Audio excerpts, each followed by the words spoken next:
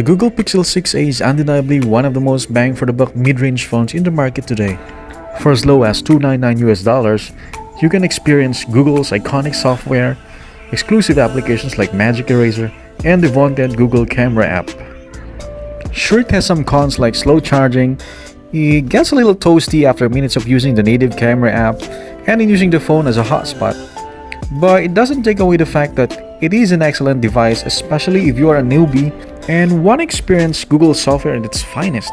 This, for sure, is the best way to do it without breaking the bank. So let's talk about its camera.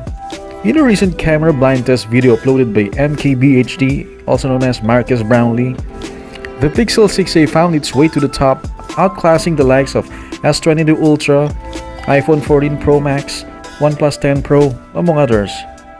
Here are some pictures and videos I've clicked using the phone's native camera app.